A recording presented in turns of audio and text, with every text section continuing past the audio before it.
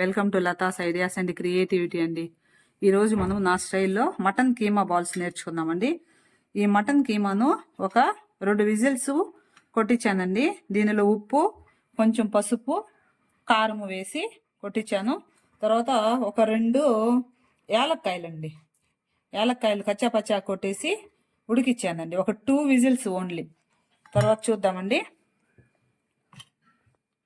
ఇదిగోండి కారము, దీనికి కావాల్సిన పదార్థాలు: ఉప్పు, పసుపు, కొరియాండర్ ఆకులండి, తర్వాత అల్లం వెల్లుల్లి పేస్టు, ఈ గరం మసాలా పౌడరు, తర్వాత chicken masala powder, biryani masala powder, తర్వాత ధనియాల పౌడర్ అండి.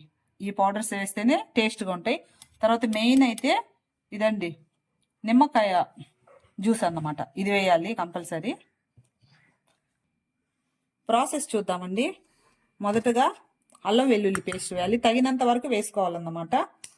తర్వాత పసుపు వేసామండి. తర్వాత తగినంత కారం వేయాలి. ఎట్లాగా మనం కారం వేసానండి. తర్వాత జస్ట్ కొంచెం నిమ్మరసం అండి. ఈ నిమ్మరసం వేస్తేనే కొంచెం పుల్లదనంగా చాలా బాగుంటుంది.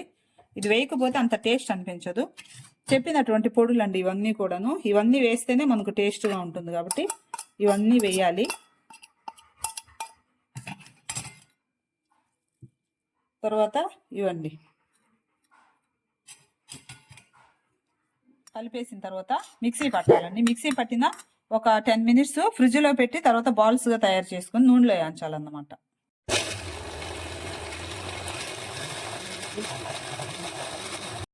గ్రైండ్ అయితే పట్టేసానండి. ఒక 10 మినిట్స్ మనము ఫ్రిడ్జ్లో ఉంచేసామంటే ఈ మసాలాలు అన్నీ కూడా చక్కగా దీనికి పట్టేస్తాయి అన్నమాట. కంపల్సరీ మనమైతే ఫ్రిడ్జ్లో అయితే పెట్టాలండి ఒక 10 మినిట్స్. తర్వాత బాల్గా తయారు చేసుకోవాలి. నేను ముందుగానే చేసి 10 మినిట్స్ ఫ్రిడ్జ్లో పెట్టున్నానండి సపరేట్గా. అంటే 10 మినిట్స్ మరి ఎక్కువ టైం అయిపోతుందని మీకు చూపిస్తున్నాను. ఇప్పుడు ఇలా చేసిన తర్వాత మనం బాల్స్ చేసుకోవాలండి. మరీ పెద్ద బాల్స్ అయితే చేయకూడదండి. మనకు ఎంత అంటే చిన్న బాల్స్ అయితేనే చక్కగా వేగు.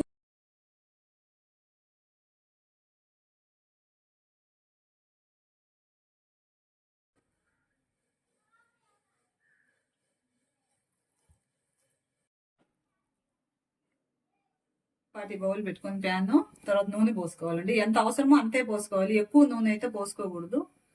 చిన్న మంట పెట్టుకోవాలి. చిన్న మంట మీద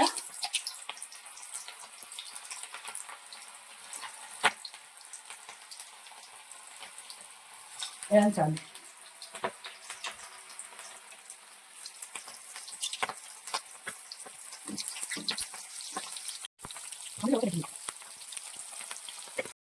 ఇంకా స్టవ్ కూడా ఆపేస్తున్నాను.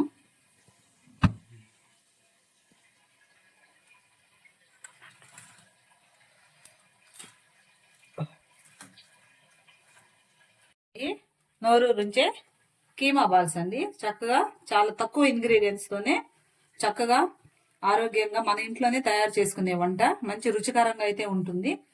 మీరందరూ చేసుకోండి. బాయ్ అండి.